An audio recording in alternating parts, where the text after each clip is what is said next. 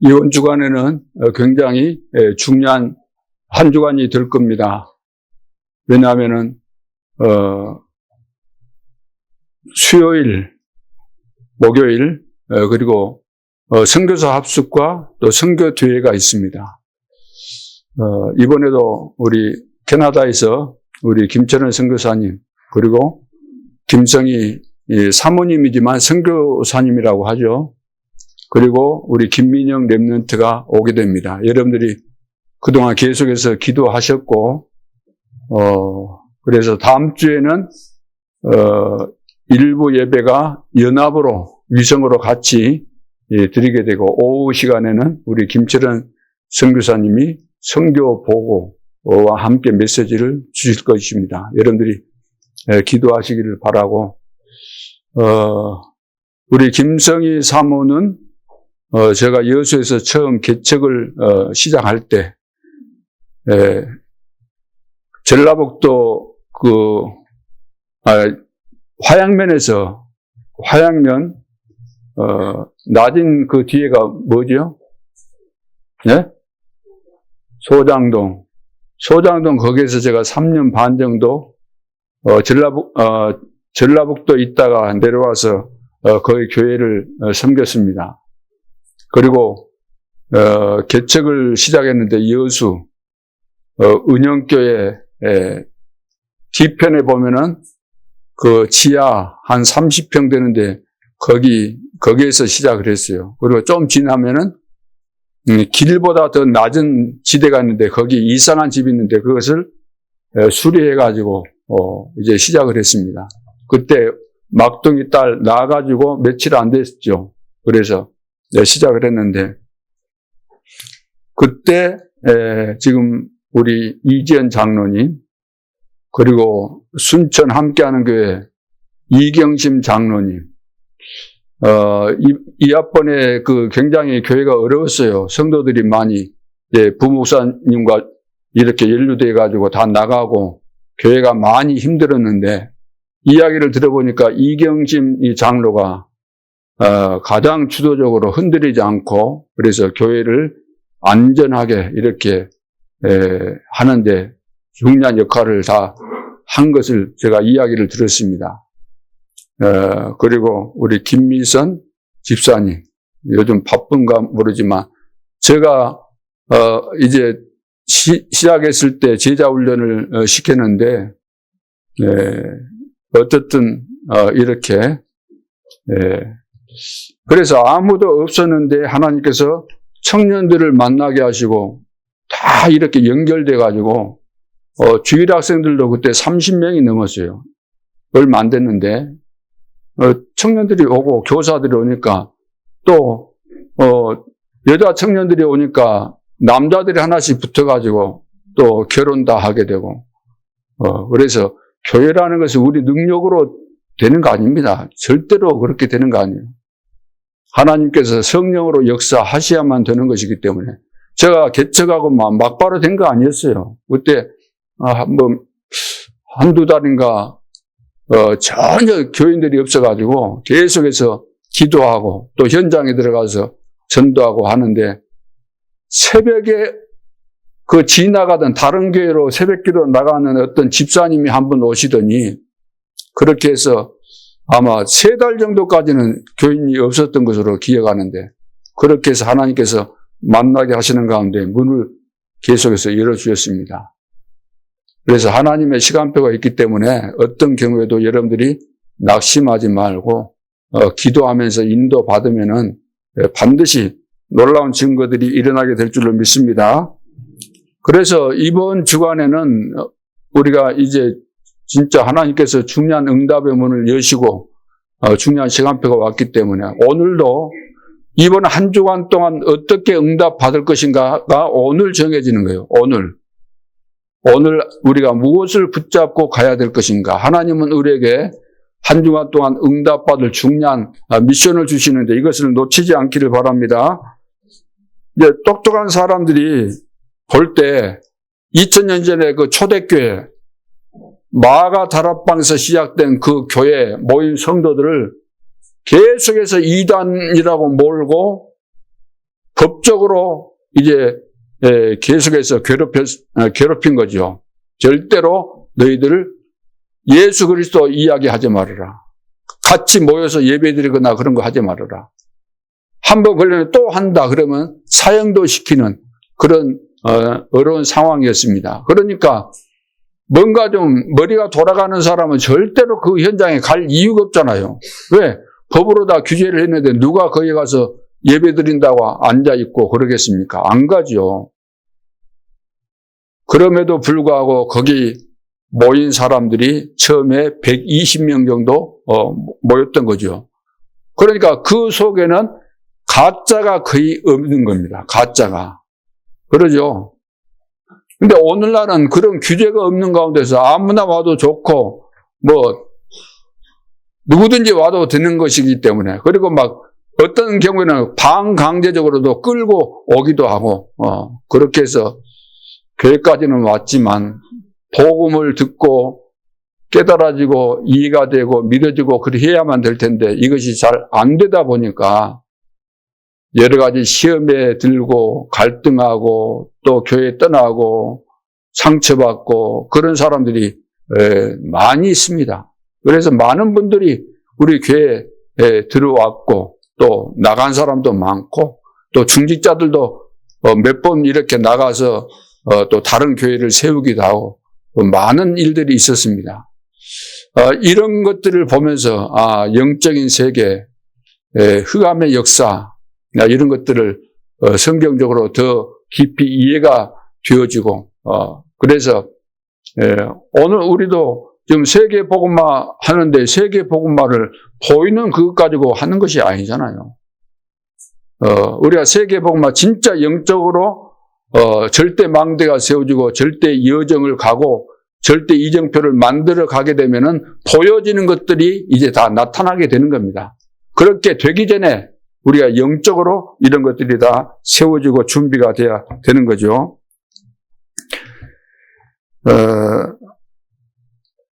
그래서 그런데다가 이제 예수님께서 십자가에 이제 처형이 됐잖아요. 처형이 되니까 여러 가지 이스라엘 백성들 마음속에 막 생각이 많이 있었겠죠. 그런데 갑자기 또 이제 부활을 하셨어요. 그러니까 유대 그 지도자들, 대제사장들 이런 사람들이 볼 때는 굉장히 이단으로 몰아붙였는데 확실하게 죽었는데 다시 부활했다는 이 소문이 사람들에게 퍼지게 되면은 굉장히 다급한 상황이 올 수밖에 없어요. 지도자들 입장에서 볼 때는. 왜냐? 사람들의 관심이 그쪽으로 쏠리게 되면 뭐가 되겠습니까? 이스라엘 전체를 주도하고 있는 이 지도자들 입장에서는 굉장히 불편한 거죠. 그래서 여러 가지 거짓말도 만들어내고, 우리가 덜 주겠구나, 도둑질해 갔구나, 이런 여러 가지 거짓말, 설을 만들어내게 된 거죠. 그래서 그 옛날부터 다 사람들마다 입에서 달고 나오는 소리가 무슨 소리예요? 과거부터 지금까지. 저도 어릴 때부터 지금까지 다 힘들다, 어렵다, 진짜 죽겠네, 이런 소리가 입에서 술술 나오잖아요. 입만 벌리면 아이고 죽겠네, 아이고 어렵다, 왜 이리 힘들까, 요즘은 왜 이렇게 힘들지, 요즘 그 소리 또 많이 나오잖아요. 왜 이렇게 힘들까? 지금 극한 상황에 놓이게 되었습니다. 이때 이런저런 어려움이 막 닥치죠. 어려움과 위기를 어떻게 우리가 해결해야 될 것인가, 이런저런 문제들을 얽히고 설키고 많은데, 그래서 첫째, 이제 대부분의 사람들 보면은 어려움이 오면 가만히 있겠습니까? 본능적으로라도 교인들이라고 한다면은 기도하게 돼 있잖아요. 그렇죠. 불신자들도 다급하면은 안 믿던 힘도 찾으면서 기도하는 겁니다. 그건 본능이에요. 기도하면 바뀝니까? 기도했더니 금방 바뀌던가요? 내가 문제가 있어가지고 그동안 기도 안 했다가 갑자기 이제 하나님 앞에 나서가지고 기도를 하는데 금방 응답이 오고 그 어려운 상황이 바뀌던가요? 안 바뀝니다. 그러다 보니까 뭐 계속해서 몸부림치게 되고, 몸부림쳐도 안 되니까 이제 포기하는 겁니다. 이 사람들이 믿음이 있거나 뭔가 좀 알고 그러면은 그래도 흔들리지 않고 주님을 바라보면서 응답받고 시간표 되면 다 해결되고 더 큰 증거들이 일어날 텐데 거기까지를 기다릴 수 없는 거죠. 그러니까 몸부림치다가 안 되니까 이제 포기하고 교회 떠나고, 떠난 다음에는 뭐 하죠? 아이고 교회가 너 소용이 없더라. 교회 막 비난하고 욕하는 사람들이, 거의 교회 다녀본 사람들이 그렇게 하는 것이죠. 거기에다가 이제 교회는 어떻습니까? 교회. 유대인들은 영적 지식이 없으니까 영적인 힘이 없고 영적인 문제가 올 수밖에 없어요. 올 수밖에.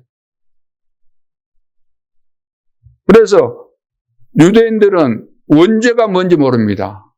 유대인들은 하나님 믿는 사람들이에요. 쉽게 말해서. 예수 믿는 사람이라고 봐야 돼요. 오늘날 예수 믿는 이 교인들, 원죄가 뭔지 압니까?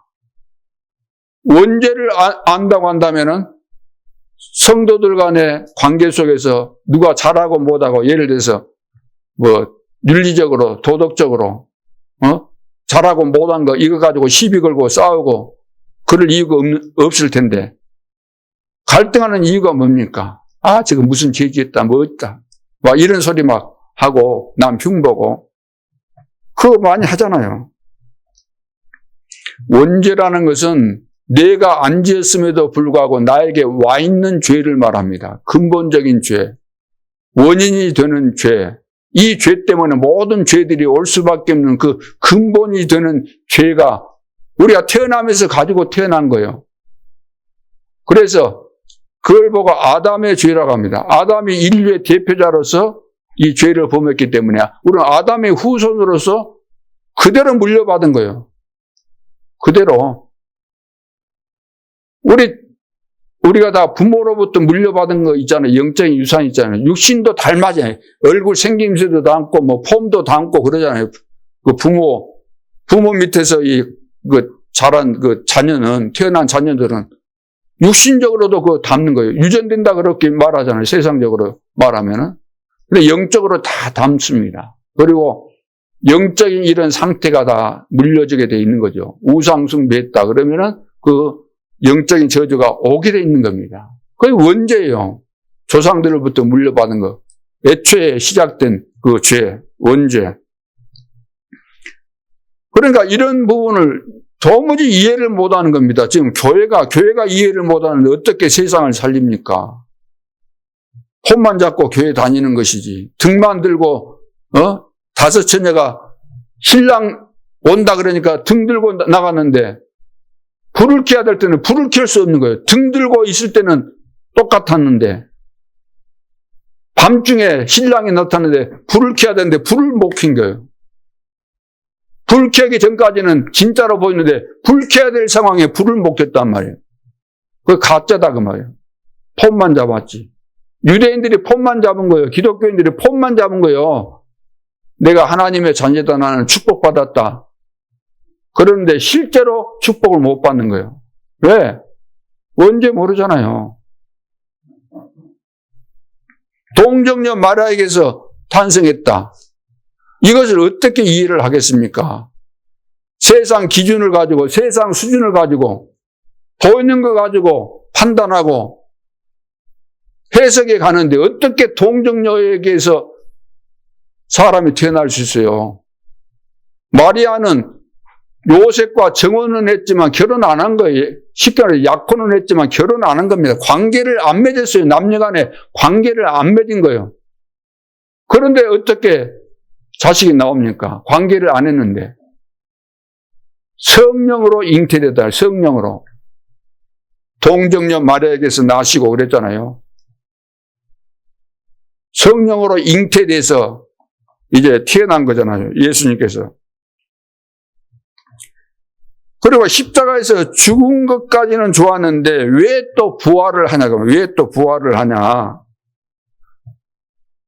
이런 것들. 그래서 굉장히 막 여러 가지 문제를 만들어내고, 어수선한 그런 상황들이 초대교회에 일어났습니다. 부활해서 이제 40일 동안 보호자의 이야기를 하셨잖아요. 그게 뭔 이야기입니까, 그게?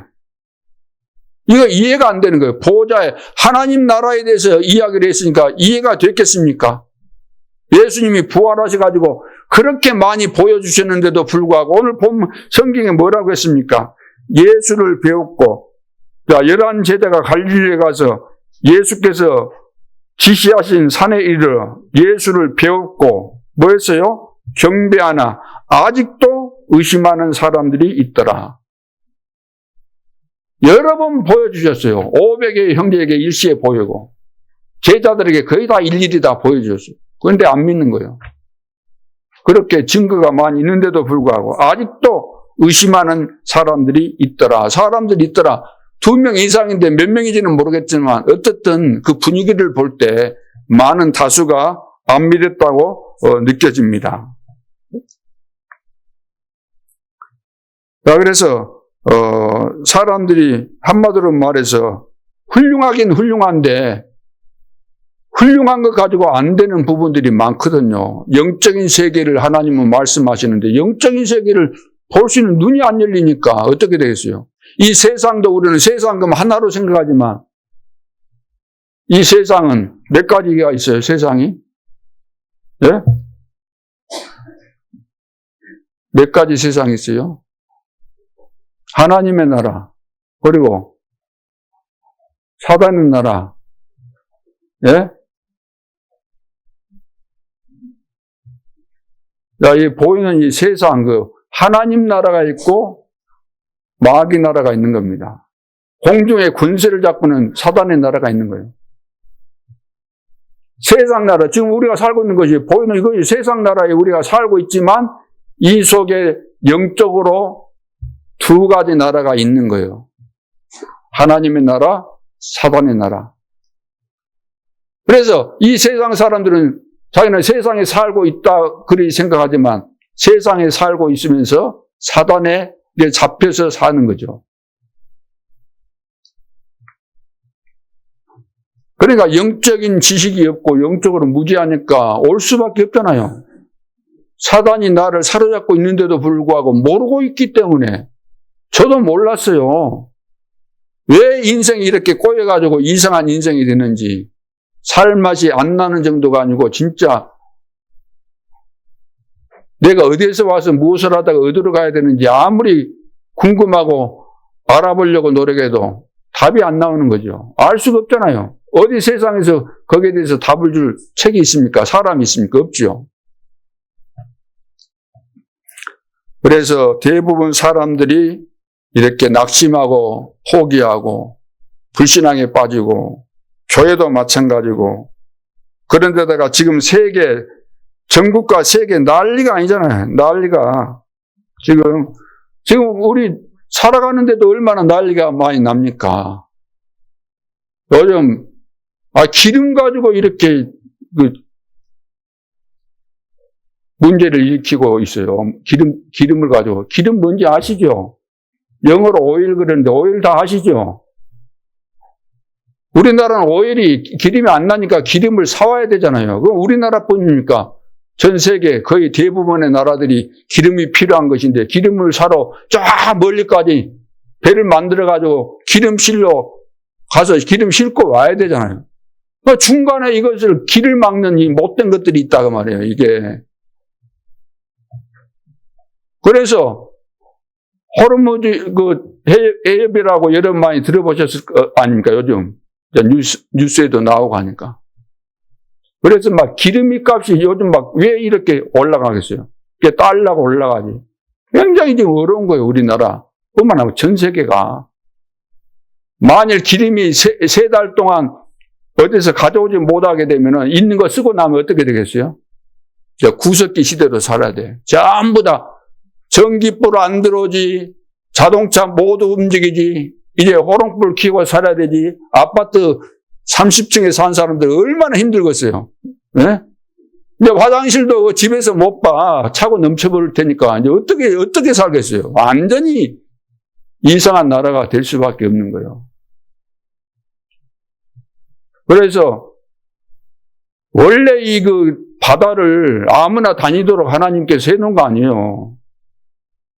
그런데 이제 나라들이 일어나서 살다 보니까 이제 국제적으로 이제 서로 이제 법을 만든 거예요. 그래서 바닷길 아무나 다닐 수 있는 공회를 만들어 놓고 또 자기 나라 바닷가에 있는 나라들 앞부분에 영해를 만들어 준 거예요. 그래서 어느 그 거리까지는 자기 영해를 지나갈 때 예를 들어서 막을 수 있는 그런 권한이 있는 거죠. 왜 들어왔냐? 무엇 때문에 들어왔냐? 여러분 집에도 담 쳐놨으면은 누가 들어올 때 왜 들어왔냐? 그렇게 따져 물을 수 있잖아요. 내 테두리니까. 그런데 그동안 공해를 80년 이상 계속해서 2차 대전 후에 그부터 계속해서 자연스럽게 다 다니면서 기름 사오고 했는데 얼마 전부터 막은 거예요, 이것을. 다니던 그 공해에다가 지뢰를 나오는 거예요, 지뢰. 폭탄을 설치해놓고, 폭탄을 설치해놨으니까 이 길로 가면 터지니까 어떻게 되겠어요? 그래서 자기 있는 쪽으로, 영해 쪽으로 오도록 이렇게 유도를 해가지고 자기 나라 앞으로 지나가도록 한 거예요. 폭탄에 안 터지려면은 지나가야 되잖아요. 근데 지나가는 목적이 뭔가? 뭐겠어요, 목적이? 우리 영해를 통과하니까 세금 내놔라, 그거요. 돈 내놔라. 강도죠, 강도. 근데 어쩌겠어요? 그러니까, 울며 겨자 먹기로 돈 안 줄 수가 없고. 그 악질이에요, 악질. 깡패도 그런 악질, 깡패가 어디 있습니까? 그렇게 만들어가지고. 그래가지고, 이번에 이제 미국하고 일어나고 싸우는데, 이제 미국이 막 그냥 폭탄으로 투하해가지고 지도자들 한순간에 막 50명 이렇게 다 죽여버린 거예요. 몇 명씩 이렇게. 지도 위에서부터 다 죽여버린 거예요. 그래가지고 일단은 지금 이제 자기들 앞으로 못 다니겠는데 미국에서 이란 쪽을 봉쇄를 해본 거예요. 이란 쪽을. 그거 다 이제 통과하도록 만들어준 거예요. 미국이. 다 통과해라. 이란만 너희들 그 속에 누구도 못 들어간다. 이렇게 이제 나오지도 못하고 들어가지도 못하도록 그쪽을 봉쇄를 해본 거예요. 그러니까 다른 사람들은 다 이제 옛날처럼 자유스럽게 드나들면서 기름 사오고 그러는 거예요. 그 달러 값이 많이 떨어졌죠, 지금. 그전에 1,500 얼마까지 갔는데 지금 1,400 얼마. 앞으로 이제 정리가 돼야 되는 겁니다. 세상이 귀신 충만해서 그래요, 그 사람들이. 옛날에 바사 나라 아닙니까? 이란이라는 나라가. 그래서 지금 전 세계가 이런 것들이 다 그냥 그냥 악질되는 거 아닙니다. 애들도 봐보세요. 애들인데 30살 먹었는데 말 안 듣고 확 부모 때리고 막 고함 지르고 통제가 안 되고 그래가지고 그 문제 해결한다고 상담사 불러가지고 해결을 하려고 하는데 해결이 되든가요, 안 되든가요? 해결 안 됩니다. 해결. 그 정도로 지금 어릴 때부터 이미 영적으로 애들이 잡혀있기 때문에 우리 많이 봐왔잖아요. 애들 큰 과정들을 봤잖아요. 어릴 때 보면은 애들이 막 적응이 안 되고 울고 막 떼쓰고 이런 것이 우연히 그런 거 아닙니다. 그런 것들이 있기 때문에 잘 보면서 우리 후대 교육을 진짜 어리면 어릴수록 좋은 거예요. 어릴수록. 왜 커버리면 이제 여러분들이 힘으로 안 되니까 무시해버리거든요. 그래서 어릴 때 잘 해야 되는 겁니다. 학교에서도 지금 정신적으로 문제 있는 애들이 있기 때문에 약을 먹여서 이제 교육을 시키도록 그렇게 하고 있다고 하지 않습니까? 그래서 일본 같은 데도 가보면은 눈을 마주치지를 못해요, 사람들이. 그 정도로 심각한 겁니다. 이야기했잖아요. 버젓이 집 놔두고 길에 나와가지고 저녁 되면 텐트 길에다가 쳐놓고 거기서 자고 텐트 속에 있다가 나와요. 밖에. 근데 잠옷 입고 나와. 자기 집 다 있는데 얼마나 정신적으로 문제가 많습니까? 이런 세상에 우리가 살고 있습니다. 자, 그렇다 치고 우리에게 오는 어려움을 우리가 어떻게 해결해야 되겠는가? 여러 가지 우리 주변에는 안팎으로 이런저런 일들이 너무나 많이 지금 일어나고 있습니다. 오늘 어떤 응답을 가지고 가야 될까? 예수님께서 부활하신 주님이 말씀하셨잖아요. 그러므로 너희는 가서 모든 민족으로 제자를 삼아라. 그러기 전에 18절에 하늘과 땅의 모든 권세를 내게 주셨다. 그렇기 때문에 너희는 가라. 이렇게 말씀을 하고 있습니다. 우리는 자꾸 이제 틀린 것을 선택하죠. 틀린 거. 그러니까 싸울 수밖에 없어요. 해결 안 됩니다. 피해서 도망간다고 그것이 해결되겠습니까? 틀린 선택을 하면은 안 되게 돼 있습니다. 틀린 길로 가면은 되돌아오지 않는 이상 안 되게 돼 있는 거죠. 오늘 중요한 답이 나왔습니다. 여기 경배하는 자가 있더라 그랬어요. 야, 하나님의 자녀로 나를 바꿔야 됩니다. 하나님의 자녀로. 하나님이 나를 부르셨지요. 하나님께서 나에게 은혜를 주시고 하나님이 나를 부르셨지 않습니까? 하나님의 자녀가 맞잖아요. 내가 하나님의 믿는 것이 맞다면 하나님의 자녀가 맞는데 자녀 아닌 것처럼 산다는 거예요. 내가 하나님의 자녀로 살아야 됩니다. 하나님의 자녀로 나를 바꿔야 돼요. 경배했다. 그냥 예배 드리는 정도가 아니고 완전히 무릎 꿇고 하나님 앞에 경배한 거예요. 봐보세요. 처음에는 예수님이 십자가 지시고 죽으시고 다시 살아나신다고 말씀하셨는데 제자들이 그거 말씀 들었는데 안 믿은 거예요. 그래서 십자가 지고 골고다 언덕을 향해서 갈 때 제자들 하나도 안 따라왔어요. 다 도망갔어요. 여자들 몇 사람만 이제 따라가면서 눈물을 흘리고 그랬잖아요.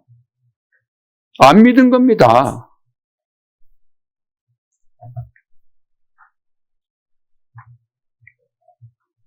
자, 그래서 부활하신 이 주님을 보고 나니까 야, 이분이 정말로 하나님이시구나. 우리를 구원하시기 위해서 오신 구원자시구나. 그리스도시구나. 깨닫게 된 거예요. 그러니까 예수를 배웠고 경배하나. 그러니까 경배 안 할 수가 없잖아요.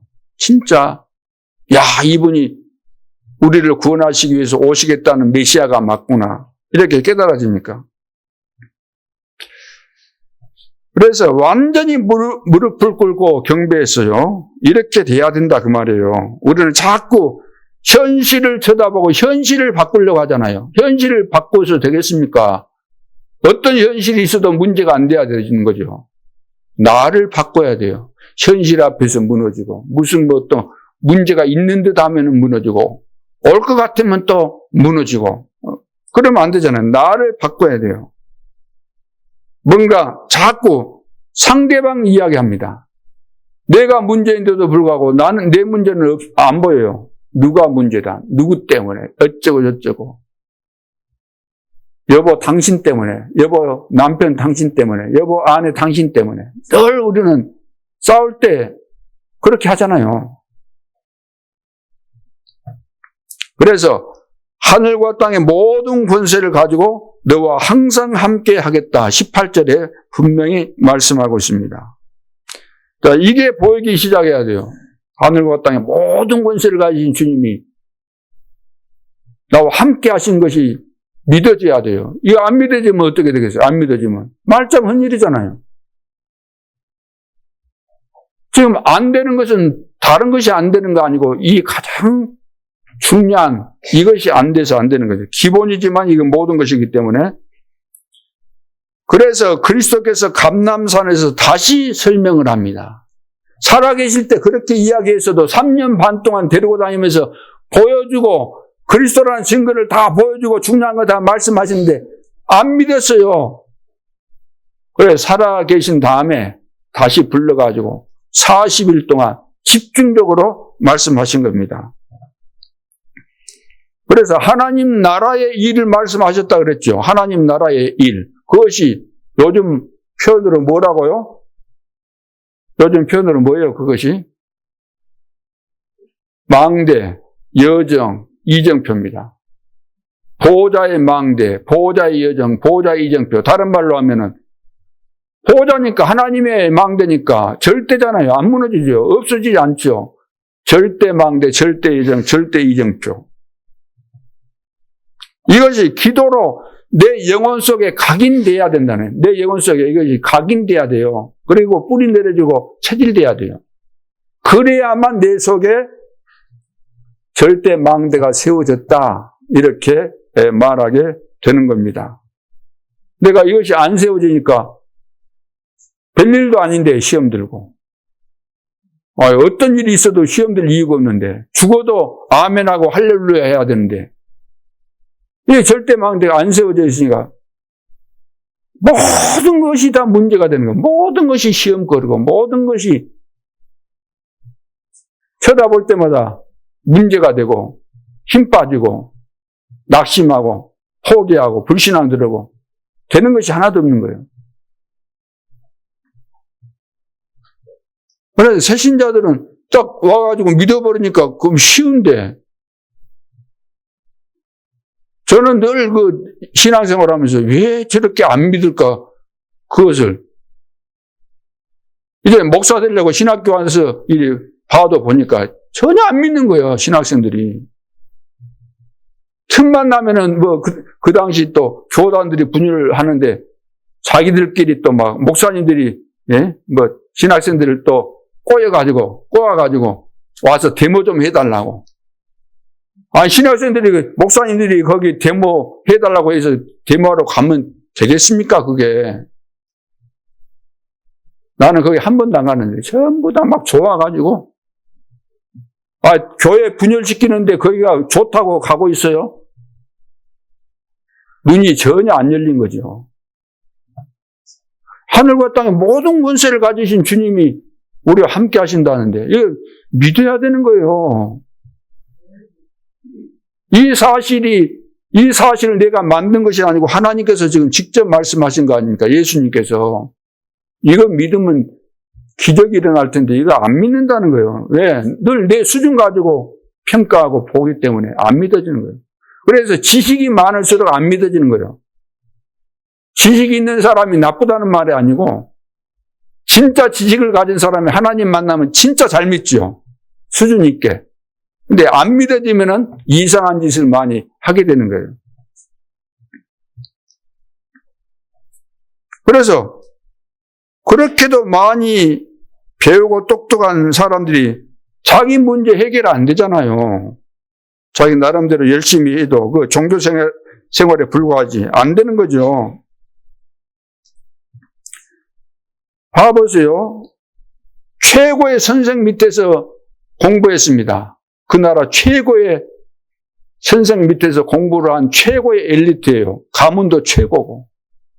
차세대 유망주고 지도자로서 그런 바울이 믿어질 이유가 없잖아요. 어떻게 믿어지겠어요, 이게. 그래서 이단이라고 딱 결론을 내리고 이단들 잡아들이기 위해서 정식으로 공문 받아가지고 다메섹으로 가다가 부활하신 그리스도를 딱 만나버린 겁니다. 만나고 나니까 어떻게 됐어요? 완전히 사람이 바뀌게 되는 거죠. 완전히 전도자로 완전히 바뀌어버립니다. 우리나라 옛날에 깡패였던 김익두라고 여러분 잘 아실 겁니다. 이분이 전도자로 완전 바뀌게 됐어요. 이 사람은 황해도 안악 출신입니다. 1874년생인데 사업에 실패하고 이제 가정 문제로 삶이 무너져 가지고 이제 타락하게 된 거죠. 그래서 막 술, 노름, 뭐 폭력 이런 것들을 하게 되는데, 그래서 그 지역에서 악명이 높은 사람입니다. 이 사람을 사람들이 뭐라고 했습니까? 안악골의 호랑이라고 그랬어요. 안악골에. 그래서 장날이면 사람들이 장 보러 갈 때 오늘 틀림없이 만날 수가 있으니까 오늘 장 보러 갔을 때 김익도 제발 만나지 않게 해달라고 다 기도했다 그러지 않습니까? 한마디로 두려움의 대상이었습니다. 그런데 이 사람이 완전히 바뀌었어요. 어떻게 바뀌었는가? 선교사 한 분이 전도지를 나눠줬는데 김익도가 그 전도지를 받고 코를 탕 풀어버렸어요. 그러면서 막 조롱을 했어요, 선교사. 그러니까 선교사가 뭐라고 했냐면 당신이 코가 이제 썩을 것이다. 이렇게 말한 거예요. 그래가지고 이제 집에 가서 잠을 자려고 하는데 그 말이 계속해서 생각나면서 잠이 안 오는 거예요. 그래가지고 이제 회개를 한 거예요. 자기가 회개하고 이제 교회 와서 예수를 믿게 되었는데 이 사람이 1년 동안에 신약 성경을 백독을 했다는 그런 그 증거 자료들도 있습니다. 그래가지고 완전히 이 사람이 이제 바뀌어가지고 신학교에 입학하고 이제 목사 안수까지 받게 되잖아요. 그래서 전국을 다니면서 막 부흥 집회 인도를 많이 했어요. 그래서 약 28만 명 정도 150여 교회 설립에 영향을 준 그런 사람이 된 거죠. 그래서 여러분 잘 아시잖아요. 이야기 많이 들었으니까. 그래서 예수 믿으면 천국, 예수 천국, 불신 지옥. 그렇게만 해도 막 역사 일어났다는 그 사람입니다. 자, 그래서 진짜 믿으면은 사람이 바뀌게 돼 있어요. 성령께서 내 안에 들어오시면은 내 인생이 바뀝니다. 왜? 근본이 바뀌니까, 영적인 DNA가 바뀌니까 바뀌어버리는 거예요. 그리고 오늘 두 번째, 아버지와 아들과 성령의 이름으로 세대를 주라 그랬죠. 성령의 이름으로 세대를 주라. 자, 성삼위 하나님이 너와 항상 함께 하겠다. 19절입니다. 그래서 성삼위 하나님이 지금도 하시는 일이 있습니다. 눈에 보이지 않지만 성삼위 하나님께서 지금도 하시는 일이 있어요. 우리 속에 계시면서 말씀이 성취되도록, 우리 속에 계시면서 때로는 우리가 기도 안 되고 그러면 기도하도록 이렇게 가르쳐 주시고 이렇게 하시죠. 기도에 응답하시고 계시고 또 구원의 역사가 일어나도록 성령께서 이렇게 하시는 겁니다. 성삼위 하나님께서. 내가 바로 이 속에 있는 거예요. 내가. 그렇죠. 여러분이 어디에 있습니까? 내가 주 안에, 주님이 내 안에, 성삼위 하나님이 내 안에 계시면서 내가 그 하나님 속에 있으면서 이런 축복 속에 내가 있는 것이죠. 그러면서 그리스도께서 말씀하신 보호자의 망대, 보호자의 여정, 보호자의 이정표가 내 길에 보이기 시작하는 겁니다. 그래서 처음 우리가 이제 전도운동 할 때, 저도 이제 그리스도를 만났지만 사실 신학교 다니고 하면서 누가 뭐 예수가 그리스도다, 그리스도의 삼중직에 대해서 제대로 가르쳐 준 사람이 있고, 신학 공부하다 보면 삼중직에 대해서 배우지만 영적인 거 전혀 이야기 안 하고 전혀 뭐 딴소리만 하고 있어요. 이해가 전혀 안 되는 거죠. 나는 그리스도 만나가지고 지금 쉽게 말해 불이 타고 있는데 불이 제대로 타도록 좀 도와주는 사람이 있어야 되는데 전혀 없는 거예요. 껍데기만 이야기하고 윤리 도덕이나 이야기하고 보이는 것만 이야기하고 영적인 세계 전혀 이야기 정리돼가지고 해준 사람 한 사람도 없어요. 유명한 신학자들 강의 다 들어보고 유명하다는 신학서적 중요한 책들 그 당시 나온 거 다 읽어봐도 전혀 없어요. 그런데 전도자 만나가지고 주는 그리스도시요 살아계신 하나님의 아들이십니다. 눈이 확 열린 거예요. 내가 만난 그리스도가 이런 분이구나. 그래 결론 딱 내리고 이제 이 길을 들어섰는데 전도자 하나님이 세우신 전도자가 맞기 때문에 주시는 메시지마다 다 증거가 성취가 되는 거예요. 그래 렘넌트 나오니까 렘넌트 일어나지. 봐봐요 지금 선교대회인데 막 몇 나라에서니까 100개 나라가 넘는 데서 오는 거잖아요. 렘넌트들 오고. 우리 이번에 이제 김민영 그 렘넌트도 가초입니다. 그래서 김성희 선교사님, 김전혜 선교사님, 김민영 랩런트 가초니까 여러분들이 계속해서 기도해 주시기 바랍니다. 하나님께서 다 이루신 거예요. 약속하신 대로 지금 되어지는 겁니다. 모든 족속 만민 땅끝까지. 지금 시대가 바뀌어가지고 얼마나 우리가 과거에는 상상치도 못했잖아요. 이거 언제 땅끝까지 복음이 되냐. 전혀 이해가 안 됐어요. 근데 최근에 와서는 이것이, 그래서 어떤 이제 분들은 보면은 지금이 지금 말세고 곧 주님이 오신다고 할 정도로 지금 세상이 급변하잖아요. 온 땅에 복음이 증거된 이후에 끝이 올 것이기 때문에 어떻든 전파를 타고 막 계속해서 퍼져나가는 거죠.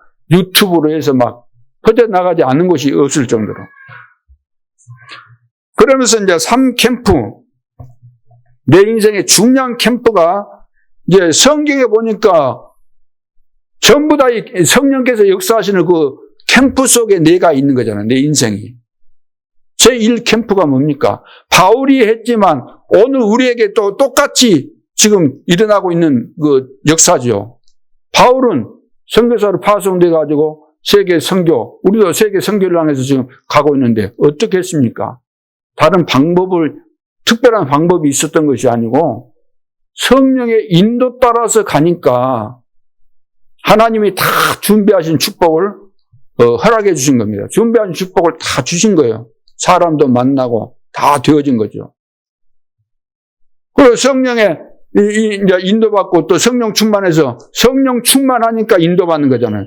성령 충만한 가운데서 인도받고 가니까 사람 만나고 사건 만나는 가운데서 네피림, 흑암에 잡힌 자들을 다 치유해주고 그러면서 준비된 제자를 만나서 세우는 2캠프, 3캠프 이게 다 이루어지는 거죠. 그래서 하나님은 반드시 숨겨진 제자를 만나게 하십니다. 우리 지역에서 어떻게 캠프해야 될 것인가? 지금 캠프하고 있지 않습니까?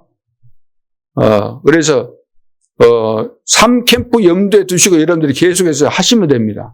성령의 인도 따라 가게 되면은 반드시 흑암이 무너지게 돼 있어요. 반드시 여러분들이 복음 가진 전도자가 맞다면은 흑암이 방해하게 돼 있습니다. 방해 안 할 수가 없어요. 근데 방해할 때 흑암이 무너지게 돼 있습니다. 그러면서 숨겨진 제자를 찾는 것입니다. 그 제자를 단판에 찾을 수도 있겠지만 좀 있다가 찾게 되는 경우도 있습니다. 처음에는 아닌 제자들, 아닌 사람들도 많이 있겠지만 어떻든 그 사람들도 다 복음 받아야 되는 것이니까 감사한 일이죠. 그러면서 우리의 관심은 숨겨진 제자를 늘 찾기 위해서 눈을 그쪽으로 돌리면서 제대로 우리가 인도를 받으면 분명히 모든 족속으로 제자를 삼아 그랬는데 모든 족속 가운데 모든 지역 안에 숨겨진 제자들을 다 만나게 될 줄로 믿습니다. 아버지와 아들과 성령의 이름으로 세례를 주고 이제 전도가 일어나니까 복음 받으니까 예수 믿겠다고 하니까 뭐 해야 돼요? 세례도 주는 겁니다. 믿겠다고 하니까. 자, 그러면서 세 번째, 세상 끝날까지 너희와 항상 함께 있으리라. 20절 그랬죠. 여기에서 이제 세 단어를 이제 전도자가 찾아냈는데, heavenly, thronely, eternally. 자, 하늘, 그리고 보호자, 그리고 영원히 내가 세상 끝날까지 너희와 항상 함께 있으리라. 그래서 여러분이 가는 곳에 흑암 세력은 무너지게 되어 있습니다. 여러분들이 성령 충만한 그리스도의 제자가 맞다면. 그렇죠? 그것을 믿어야 됩니다. 나는 하나님의 자녀가 되는 권세를 이미 믿는 순간에 받았는데도 불구하고 역할을 못해요. 왜 그럽니까? 성령 충만해야 된다는 거예요. 성령 충만해야만 그 진가가 나타나게 돼 있어요.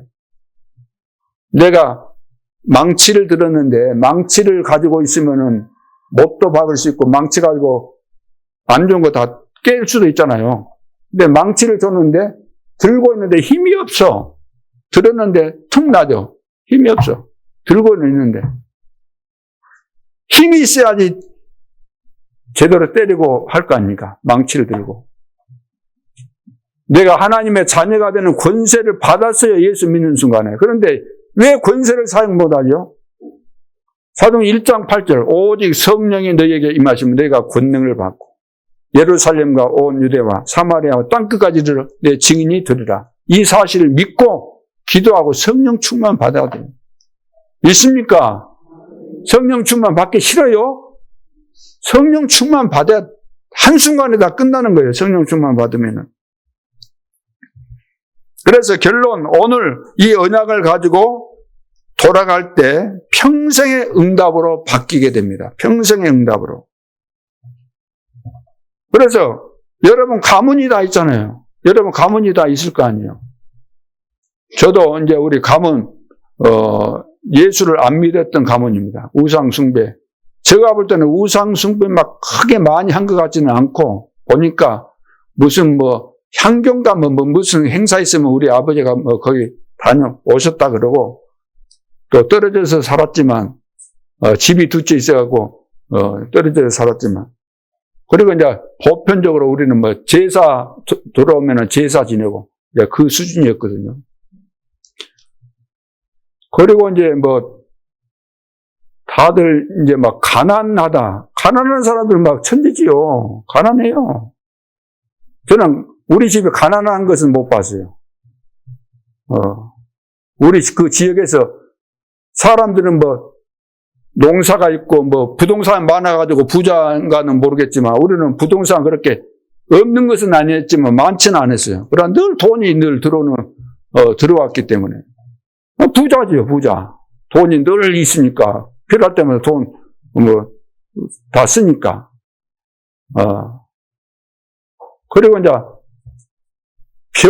우리 가문의 병은 몰랐는데, 나이를 들고 이래 보니까, 우리 아버지하고 어머니가 이제 빨리 돌아가셨어요. 우리 아버지는 53세. 갑자기 돌아가셨으니까 아마 혈압 이런 계통이었을 거예요. 그리고 우리 어머니는 이제 당뇨로 해가지고 58세 때 돌아가셨는데, 그 뒤로 이래 보니까 우리 그 누나들도 보니까 당뇨 있고, 혈압 있고, 저도 혈압이 있었잖아요. 죽을 뻔 했는데 그래도 하나님이 살려주셔가지고 지금까지 있습니다만은, 어떻든 이제 당뇨 이런 것은 없고, 혈압도 그냥 이제 죽게 맡기고, 우리 아버지에 비하면 지금 우리 아버지는 53세 때 돌아가셨는데, 얼마나 지금 그 저주 재앙을 끊어버리고 지금 여기에 서 있잖아요. 끊어버려야 돼요, 끊어버려. 다 가문의 저주, 그 속에가 답이 있는 겁니다. 다 끊어버려야 돼요.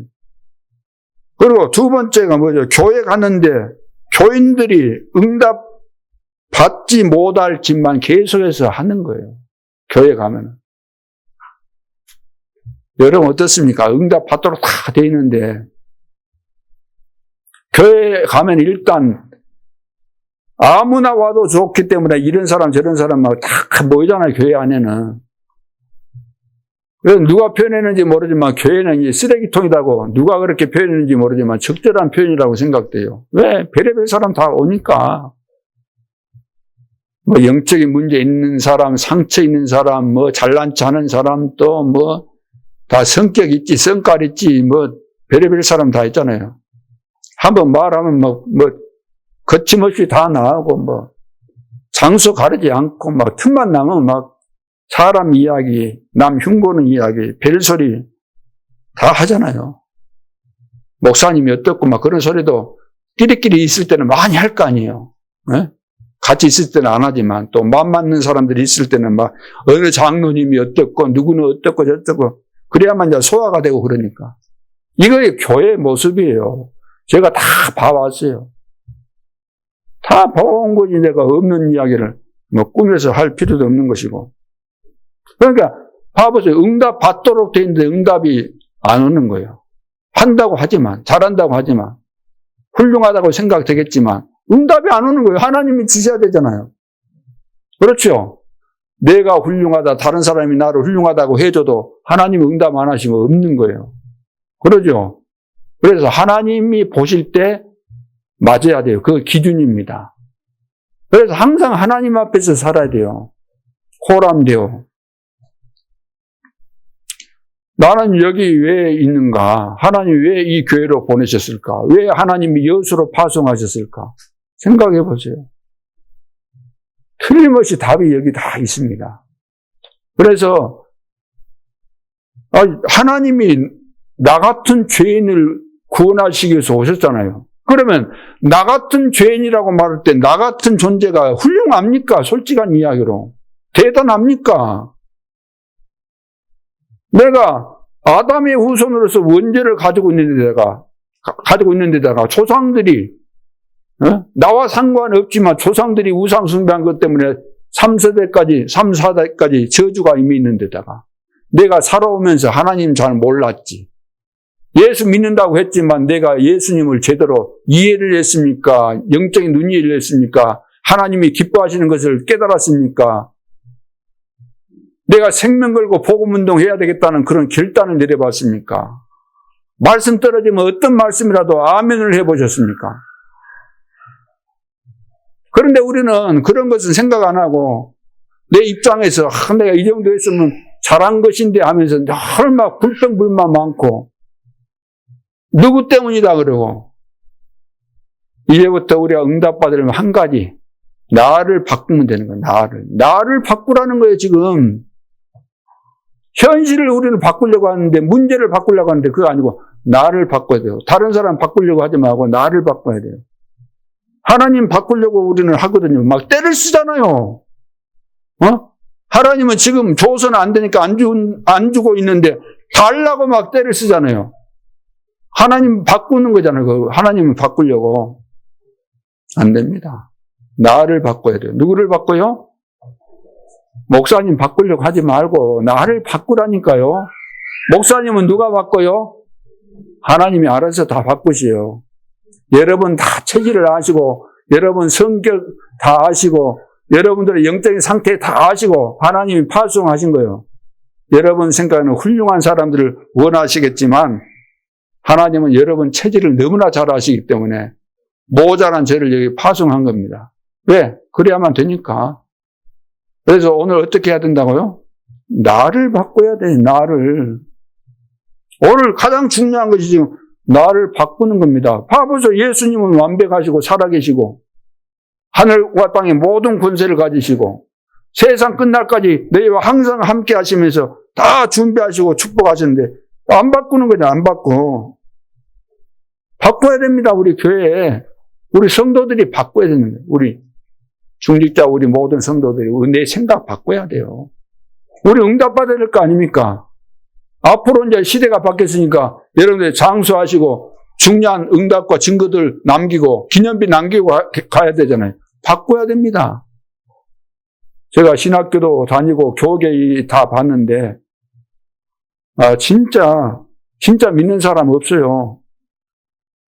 니만큼은 훌륭하냐 그런 말이 아닙니다. 나는 부족한 거 분명했는데 보니까 저는 인간적으로 훌륭하다 그런 걸 따지는 것이 아니고 보면은 신학생들도 하나님 안 믿어요.